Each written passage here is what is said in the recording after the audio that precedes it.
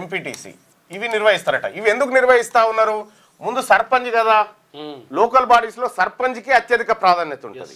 ఎందుకంటే సర్పంచ్ అంటే ఆ గ్రామానికి ప్రధానమంత్రి టైప్. ఇక ఎంపీటీసీకి అయితే కుర్చీకి అయితే ఉండదు, ఏముండదు, ఎవరు గుర్తుపట్టేవాడు కూడా నమస్తే కానీ అంతే. ఎంపీటీసీ జెడ్పీటీసీ కూడా ఏముండదు, ఏది చౌరస్తా మీద గాంధీతాత బొమ్మ లెక్క ఉంటుంది వీళ్ళ పదవి.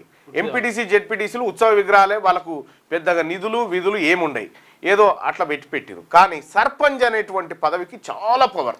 ఆ గ్రామానికి ప్రధానమంత్రి వచ్చిన సభాధ్యక్షుడు సర్పంచే, అంత పవర్ఫుల్ పోస్ట్ అది. అయితే ఈ సర్పంచ్ ఎన్నికలు ముందుగా ఎందుకు నిర్వహిస్తలేదు? కారణం ఏంటంటే ఒకటి చాలా లాజిక్ ఉంటుంది చూడు. ముందుగాల సర్పంచ్ నిర్వహించారు అనుకో, సర్పంచ్ ఎన్నికలు నిర్వహించారు అనుకో, ఏం చేస్తారు? ఈ సర్పంచ్ ఎన్నికలలో ముగ్గురు పోటీ పడతారు. ఈ సింబల్ ఉండదు కదా, ఒకే పార్టీ వాళ్ళు ముగ్గురు పోటీ పడతారు. కాంగ్రెసు ఈ ముగ్గురు పోటీ పడతారు. ఏం చేస్తారు? సర్పంచ్ ఎన్నికలలో వైర్ అవుతుంది కదా, వీని ఓటు వాడు గుంజే గలాట ఇది అవుతుంది కదా. పుట్టుకున్న సర్పంచ్ ఎన్నికలు అయినాక ఇటు పోయినాం అనుకో, ఇక ఒకనంగి ఒకటి చింపి వీళ్ళ నీళ్ళే ఓడగొట్టుకుంటారు. అప్పుడు ఏమవుతుంది? పార్టీకి కాంగ్రెస్ పార్టీ ఓడిపోయిన పేరు వస్తుంది. కాబట్టి ముందుగా ఏం చేయాలి?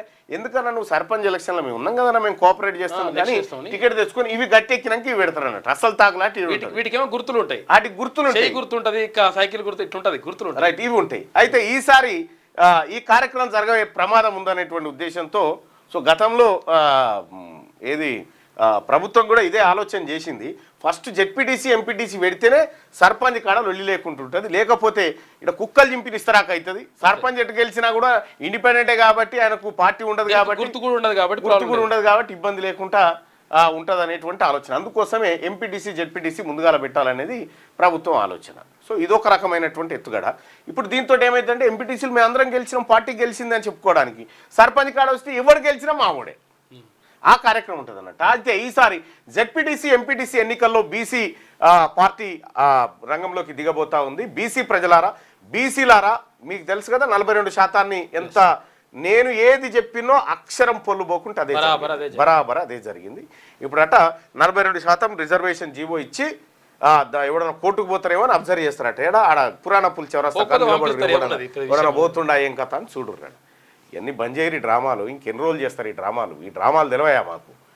మేము బీసీలము, మమ్మల్ని ఎన్ని రోజులు మభ్య పెడతారు? 7 దశాబ్దాల నుంచి మభ్య పెట్టుకుంటూ వస్తూ ఉన్నారు మమ్మల్ని. ఇది 8వ దశాబ్దము. ఇంకానా నెవర్. ఈ లోకల్ బాడీ ఎన్నికలు పక్కా బీసీలయ్యే.